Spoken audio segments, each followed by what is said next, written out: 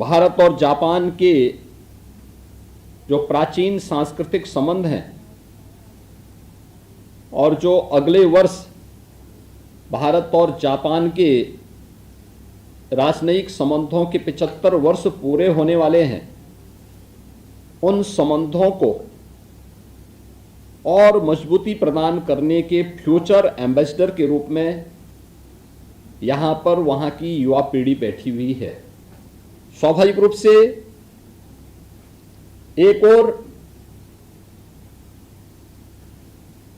भारत की सबसे ज्यादा यंग वर्कफोर्स को रखने वाला उत्तर प्रदेश के बच्चे हैं, और दूसरी ओर जापान जो अपने टेक्नोलॉजी के लिए, अपने ट्रेडिशन के लिए, अपने कमिटमेंट के लिए जाना जाता है, वहां से जुड़े हुए बच्चे हैं। एक बच्चा लखनऊ के किसी गांव से आया है और दूसरा जापान के किसी गांव से। एक हिंदी बोलता है, दूसरा जापानी, पर दोनों के बीच में एक चीज समान रूप से है, और वह है कि दोनों अभी अपने भविष्य की कहानी लिख रहे हैं और उसे आगे बढ़ाने के लिए प्रतिबद्ध दिखाई देते हैं।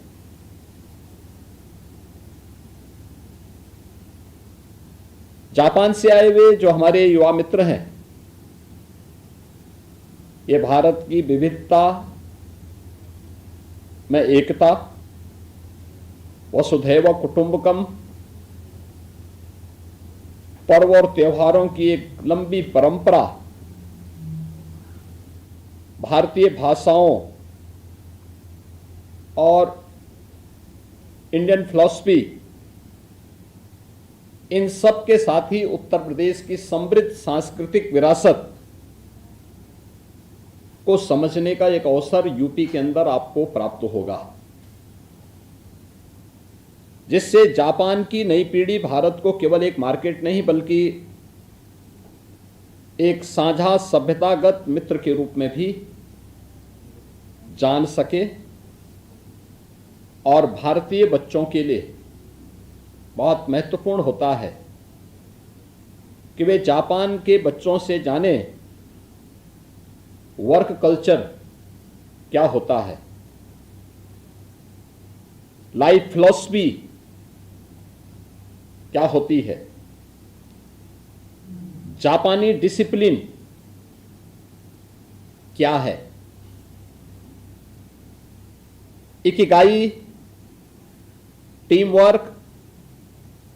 Mutual respect, cleanliness, punctuality, traditional arts and festival को समझने का यह एक अवसर भी होता है। यही तो इस एक्सचेंज के प्रोग्राम की हमारी सबसे बड़ी ताकत है, एक दूसरे से सीखना। आप अपनी अपनी अच्छी बातों को साझा करेंगे। दोनों देशों की शिक्षा व्यवस्था, संस्कृति और जीवन पद्धति को करीब से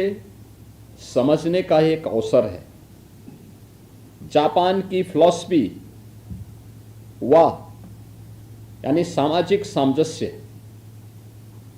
हमें सिखाता है कि समाज साथ साथ मिलकर के आगे बढ़े, और भारत की संस्कृति